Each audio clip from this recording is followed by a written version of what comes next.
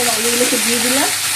তেল, লঙ্কা, প্লেন একদম আলু পোস্ত। যেহেতু হলুদ দিনে খাসি মাংস, মাছ মোটামুটি প্রায় খাওয়া হয়েছে, আর শরীর চলছে না, এবার মনে হচ্ছে একটু নিরামিষ খাবার খায়।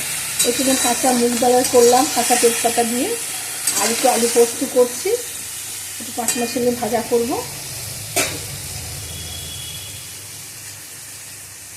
একটুখানি লবণ দিয়ে দিচ্ছি। আলু পোস্তটা লবণ দিয়ে একটুখানি ভাজা হোক, একটু লবণ দিয়ে দিলাম, নাড়চাড় করে দিলাম, আলুটাকে সুন্দর করে মিশিয়ে দিচ্ছি।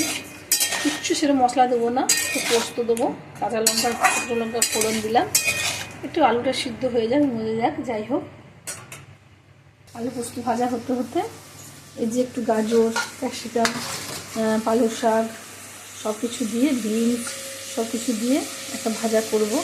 একটু ডুমো ডুমো করে আলু কাটা হয়েছে, আলু কাটা ভাজা করব। সব একটু বাঁধাকপি দিয়েছি, একটু ক্যাপসিকাম দিয়েছি, সব কিছু একটা ফ্রাই হবে। আর আলুটা একটু ভাজা হচ্ছে, আলু পোস্ত আলু তো একটু লাল লাল করে ভাজা হলে খেতে টেস্ট হবে।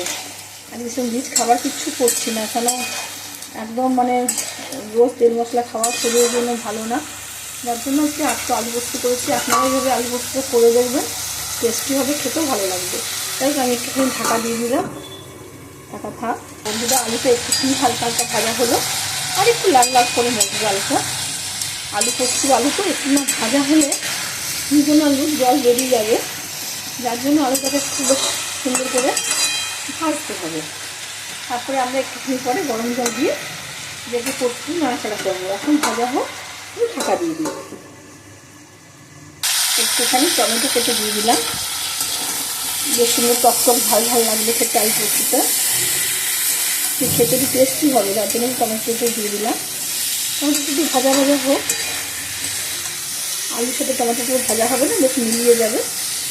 এই জন্য একটুখানি আলুটাকে মজিয়ে নিয়ে আর একটু ভালো করে ভেজে নিই, টমেটো দিয়ে শুকনো লঙ্কা দিয়ে একটু বেশ ভালো করে ভাজা হোক। আবার আমরা কী করবো, আবার ঢাকা দিয়ে দেবো, আবার ঢাকা দিয়ে দিই, আলু ভাজা ভাজা হোক। পরে আমার ভাজা ভাজা হয়ে গেছে, জলটা অন্য ডালে ভরতে দিতে না, কালো ড্রামটায়। হ্যাঁ, এই যে এটা ভাজা ভাজা হয়ে গেল, এবার আর একটু লাল লাল ভাজা হবে, তারপরে একটু জলটা এরপরে আমি দিয়ে দেবো, কারণ একটু ভাজা ভাজা হলে নতুন আলু তো খাওয়ার টেস্ট হবে। টমেটোটা গলে গেল সুন্দর করে, এই যে সুন্দর রঙটা ভালো এসছে, টমেটোটা আলুর শুকনো লঙ্কার গন্ধটাও খুব ভালো এসছে। আপনারা বানিয়ে খাবেন শুকনো ভাতের সাথে, মুগ ডালের সাথে, খুব ভালো লাগে। আমার মোটামুটি আলু ভাজা হয়ে গেছে, কি সুন্দর করে আলু ভাজা রঙটা এসছে দেখুন। এবারে আমি আস্তে আস্তে করে একটু করে গরম জল দিচ্ছি, খুব একটা জল দেবো না, একটু আলুটা সেদ্ধ হবে, বেশ ঝোল ঝোল আলু পোস্তটাও হবে। আর আলু পোস্ত কী বলুন তো, যদি একটু জল যদি একটু বেশি করে দিয়ে রাখেন না, তাহলে আলুটা জলটা টেনে নেয়। আলুটা টেনে নিলে কী হবে না, খুব সুন্দর একটু গ্রেভির মতো হবে। আর যেই ঠান্ডা হবে তখন দেখবেন যে আলুটাও জলটা টেনে নিয়েছে। এবার একটু আলুটা সেদ্ধ হবে, আমি একটু ঢাকা দিয়ে রাখি।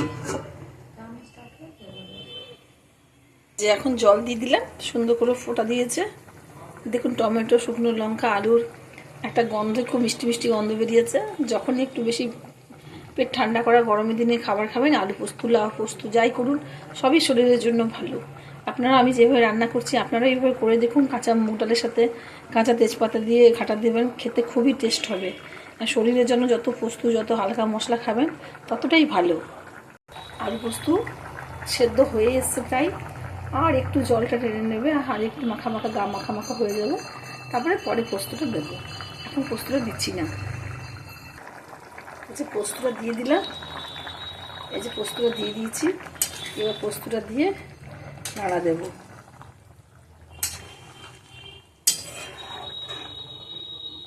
এবার পোস্তটা একটুখানি সেদ্ধ হয়ে যাবে, বেশিক্ষণ ফোটাবেন না, পোস্তর টেস্ট চলে যায়, ঠিক আছে।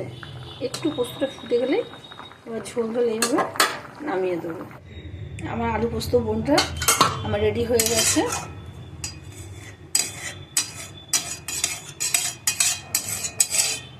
রেডি হয়ে গেছে, এই যে এতটা ঝোল ঝোল রেখেছি, কারণ একটু পরে না যে ঠান্ডা হবে জলটা টেনে নেবে। দেখছেন তো, টমেটো আছে, শুকনো লঙ্কা আছে, পোস্ত আছে, আলু আছে, সব কিছু দিয়ে সুন্দর করে একটু মাখা মাখা করলাম। এটা গরম ঘি ভাতের সাথেও খেতে পারবেন, মুগের ডালের সাথেও খেতে পারবেন, গরম ভাতের সাথেও খেতে পারবেন, কিন্তু খুব টেস্টি হয়েছে। আপনারা নিজেরা এইভাবেই রান্না করে খেয়ে দেখবেন, খুব ভালো লাগবে। যদি ভালো লাগে আপনারা লাইক করবেন।